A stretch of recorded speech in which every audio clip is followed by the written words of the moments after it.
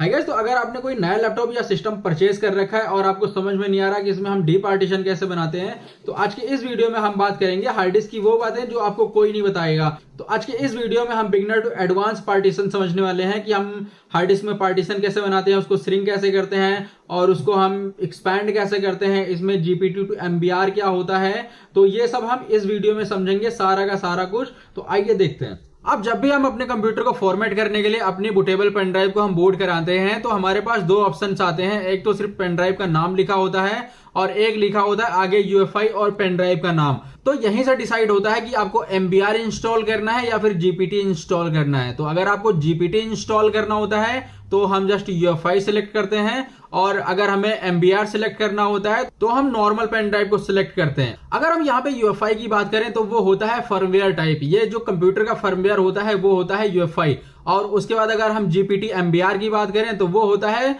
Hard disk partition style. तो जो आपकी जो हार्ड डिस्क फॉर्मेट होती है वो होती है जीपीटी में और एमबीआर में। अब यहाँ पे जो आपका जीपीटी मोड है वो यूएफआई को सपोर्ट करता है और जो आपका एमबीआर मोड है वो आपकी लेगेसी मोड को सपोर्ट करती है। तो अगर हम बात करें लेगेसी या एमबीआर की, तो ये जो हमारे पास जो पुराने कंप्यूटर्स होते थे तो ये उसका पार्ट था। अब इसमें कई दिक्कत थी। ये जो हमारा बूट होता था वो स्लो चलता था। उसके बाद इसको हम 2 टीबी से ज्यादा हार्ड डिस्क यूज नहीं कर सकते थे। अब इसमें एक और दिक्कत थी, आप इसमें जो प्राइमरी पार्टीशन बनाते हो वो सिर्फ 4 ही बना सकते थे। उसके बाद जो पार्टीशन बनते वो लॉजिकल बनते।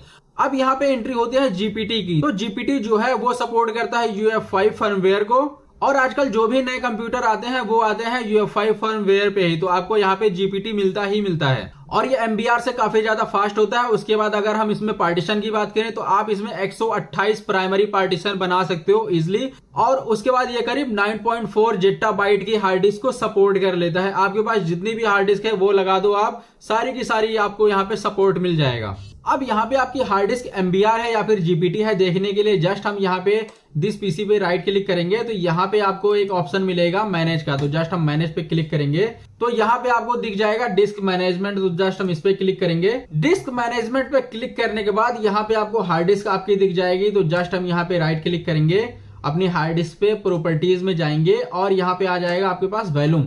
तो यहाँ पे अगर क्लिक करेंगे तो यहाँ पे हमें इजिली दिखा देगा कि ये जो आपका पार्टीशन स्टाइल है वो जीपीटी है या एमबीआर है। अब ये तो हो गया कि आपकी जो हार्ड डिस्क है वो एमबीआर है या जीपीटी है और वो किस फर्मवेयर के सपोर्ट करती है, ये सब कुछ। अगर हम बात करें जीपीटी हार्ड डिस्क की तो यहाँ पे आपको बाय डिफॉल्ट जो पार्टीशन मिलते हैं जब आप इंस्टॉल करते हो विंडोज को, तो यहाँ पे 3 पार्टीशन मिलते हैं। 2 जो पार्टीशन होते हैं वो हिडन होते हैं, सिर्फ आपको यहाँ पे दिखता है सी पार्टीशन। अब आपकी जो विंडोज होती है वो ईएफआई सिस्टम पार्टीशन से ही स्टार्ट होती है। तो अगर आपकी जो ईएफआई स्टाइल पार्टीशन है ये करप्ट हो गई या फिर इसमें कुछ होगा तो आपकी विंडोज कभी भी ऑन नहीं होगी, स्टार्ट नहीं होगी वो। उसके बाद ये वाला जो आपको पार्टीशन दिख रहा है रिकवरी टूल, यहाँ पे आपको रिकवरी टूल्स होते हैं। जैसे आपकी विंडोज कभी करप्ट हो जाती है तो एक स्क्रीन आती है यहाँ पे कि आप अपनी विंडोज को रिकवर कर सकते हो, उसके बाद उसको रिस्टोर कर सकते हो। तो वो वाली जो फाइलें होती हैं यहाँ पे होती हैं आपके रिकवर पार्टीशन में। और जो आपकी सी पार्टीशन होता है यहीं पे आपका डेटा होता है, बूट होता है, पेज फाइल होती है,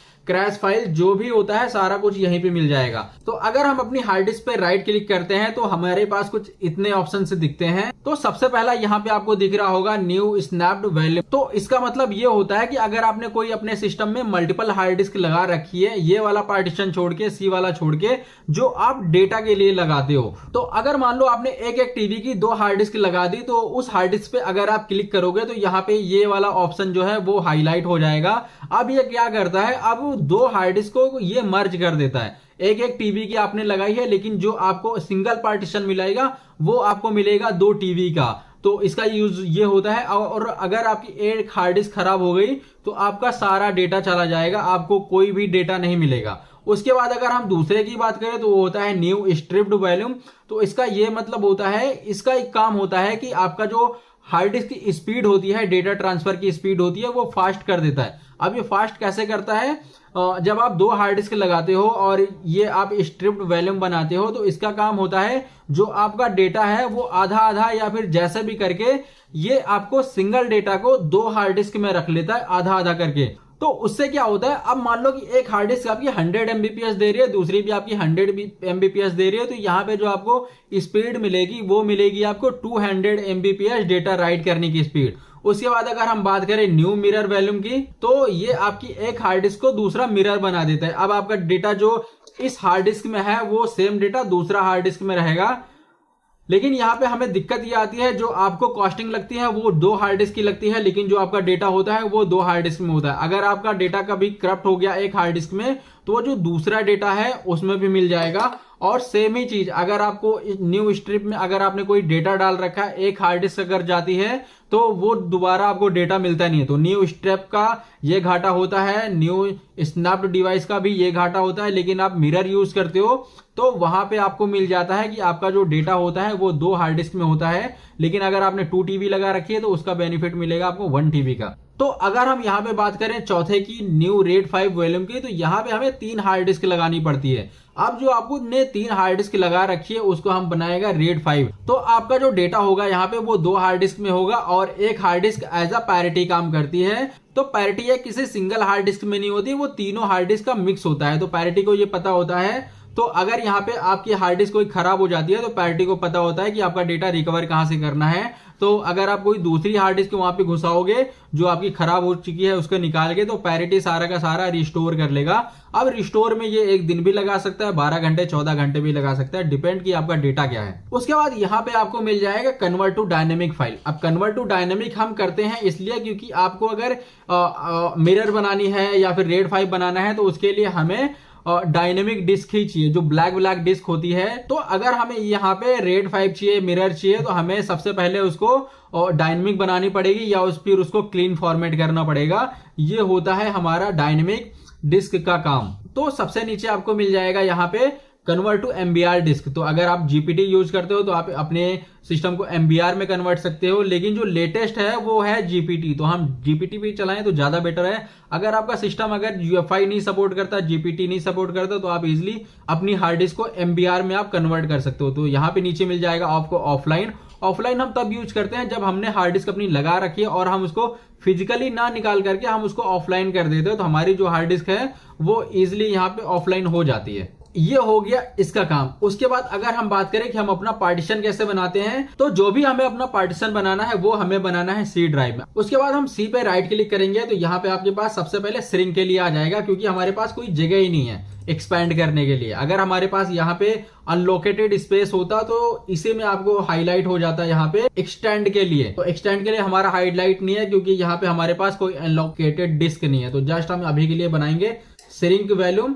अब जैसे ही आप श्रिंक वॉल्यूम पे आप क्लिक करोगे कुछ ऐसा आपके पास कंसोल खुल जाएगा। तो यहाँ पे आपके पास हार्ड डिस्क के लिए आ जाएगा आपको कितना श्रिंक करना है। तो यहाँ पे कुछ ही अमाउंट दे देगा कि आप बस इतना ही कर सकते हो। तो जस्ट हम यहाँ पे बना लेंगे अभी 20 GB के लिए। उसके बाद हम यहाँ पे श्रिंक पे क्लिक करेंगे तो हमारा जो हार्ड डिस्क है वो इजिली श्रिंक हो जाएगा। आपके पास अब यहाँ पे आ जाएगा अनलॉकेड डिस्क क्लिक के लिए। तो जस्ट हम इस पे राइट क्लिक करेंगे। उसके बाद यहाँ पे आ जाएगा न्यू सिंपल वॉल्यूम के लिए इंटर प्रेस करेंगे। उसके बाद यहाँ पे नेक्स्ट पे क्लिक करेंगे, नेक्स्ट करेंगे। उसके बाद यहाँ पे आपके पास असाइन के लिए आ जाएगा कि आपको लेटर कौन सा देना है। तो जस्ट हम नेक्स्ट करेंगे। उसके बाद आपको फॉर्मेट टाइप के लिए आ जाएगा। तो यहाँ पे हम रखेंगे NTFS और फॉर्मेट कर लेंगे, नेक्स्ट करेंगे, फिनिश करेंगे। तो हमारी जो ई ड्राइव है बेसिकली आपको यहाँ पे दिख जाएगी कि हमने ई ड्राइव हमने अपनी बना रखी है। उसके बाद अगर हम बात करें यहाँ पे अगर आपको और कुछ श्रिंक करना है तो जस्ट हम राइट क्लिक करेंगे और यहाँ पे हम एक और श्रिंक कर लेंगे 20 GB की फाइल। अब हमने यहाँ पे 2 पार्टीशन बना लिए हैं। अब 2 पार्टीशन में यहाँ पे आपको दिक्कत ये आती है, जब आपके पास 2 पार्टीशन होते हैं तो आपका जो भी पार्टीशन श्रिंक होगा वो हमेशा जाएगा राइट में, आपके पास लेफ्ट में कोई चीज नहीं बची। अब मान लो कि आपका जो F ड्राइव है वो है 500 GB का सपोज, और आपने अपनी 500 GB आपने पूरी भर, और आपके पास एक और पार्टीशन है जो कि आपने नहीं भर रखा, वो खाली है। ठीक है, इसको हम कर देते हैं अभी के लिए डिलीट। तो ये खाली है। अब मैंने ये फॉर्मेट कर दिया। अब मैं सोच रहा हूं जो मेरा C पार्टीशन है वो भर गया है, अब मैं इसमें कैसे जाऊं, इधर कैसे जाऊं। तो जस्ट हम अगर राइट क्लिक करेंगे तो हमारे पास यहाँ पे एक्सटेंड का ऑप्शन नहीं मिलता। यहाँ पे अगर हम एक्सटेंड करना चाहेंगे तो नहीं कर पाएंगे। अब बेसिकली हम क्या कर सकते हैं, यहाँ पे अगर आपको ज्यादा टेक्निकल नहीं होना तो आपको जो ये वाली हार्ड डिस्क का डेटा है इसमें आपको मूव करना पड़ेगा। तो यहाँ पे आपको 500 GB का डेटा अपना इसमें मूव करना पड़ेगा इस पार्टीशन में। उसके बाद इसको हम अनलोकेट बनाएंगे।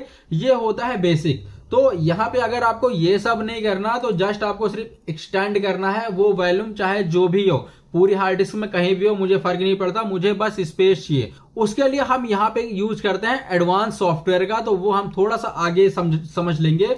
उसके बाद अगर मान लो कि आपने पहले श्रिंक करा, अब आपको अपनी जो न्यू ड्राइव है इसको आपको एक्सपैंड करना है। अब आपका मान लो 500 जीबी का स्टोरेज आपका है वो फुल हो चुका है, तो जस्ट हम इस पे राइट क्लिक करेंगे। अब आपका जो आगे है वो अनलॉकेड डिस्क होना चाहिए, तो जस्ट हम यहाँ पे राइट क्लिक करेंगे, आपके पास आ जाएगा यहाँ पे एक्सटेंड के लिए, तो जस्ट हम एक्सटेंड पे क्लिक करेंगे, नेक्स्ट करेंगे, नेक्स्ट करेंगे, फिनिश कर देंगे।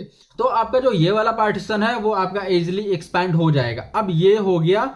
अब हम बात करते हैं एडवांस टूल की, जो हमें कंप्यूटर्स में नहीं मिलते, उसके लिए हम थर्ड पार्टी टूल यूज करते हैं। तो जस्ट हम अभी के लिए इसको फिर से स्ट्रिंग कर लेते हैं और बना लेते हैं अपना। अब सिनारियो ये रहने वाला है कि ये जो हमारा पार्टीशन है वो खाली है, बीच में हमारा पार्टीशन आ गया जिसमें हमारा डेटा है, और सी ड्राइव जो है हमारा वो फुल है। तो सी ड्राइव को मुझे इसमें मैप करना है कि जो मेरी सी ड्राइव है इसमें मैप हो जाए और मेरा जो सी ड्राइव है उसकी जो साइज है वो बढ़ जाए। तो यहाँ पे आप नहीं कर पाओगे, कभी नहीं खुलेगा आपका एक्सपेंड डिस्क। तो अगर आपके पास कोई ऐसी सिचुएशन आती है कि आपको सी पार्टीशन आपको एक्सटेंड करना है, लेकिन यहाँ पे जो अनलॉकेटेड स्पेस है उसके बीच में हमारा डेटा है, तो डेटा पार्टीशन ना छेड़ करके हम यहाँ पे यूज करते हैं मिनी पार्टीशन टूल का।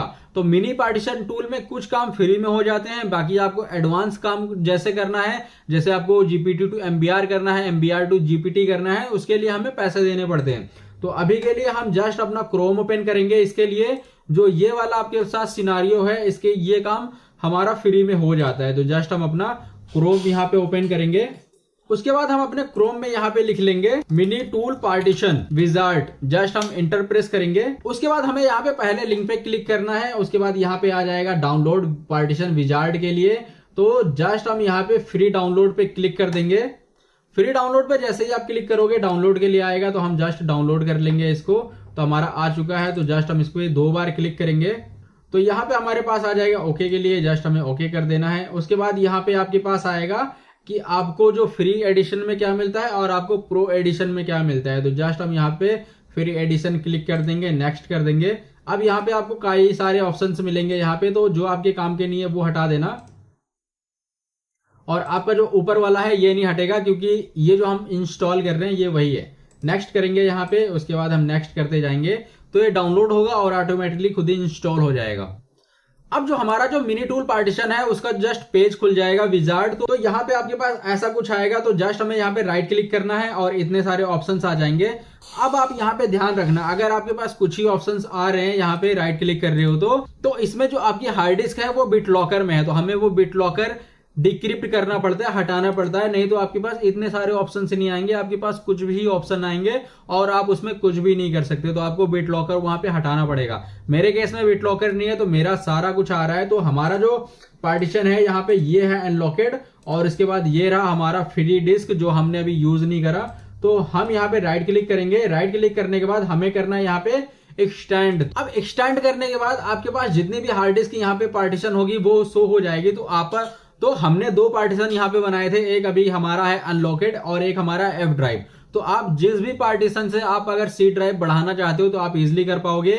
आप ऐप से भी कर सकते हो जिसमें आपका डेटा रहेगा, और आप अनलॉकेड से भी कर सकते हो। तो अनलॉकेड हमारी फ्री है, तो जस्ट हम इससे करने वाले हैं। जस्ट हम अनलॉकेड स्पेस अपना सिलेक्ट कर लेंगे। उसके बाद ये वाला जो है हमारे पास ड्रैग के लिए, इसको हम लास्ट तक कर देंगे, ओके कर देंगे।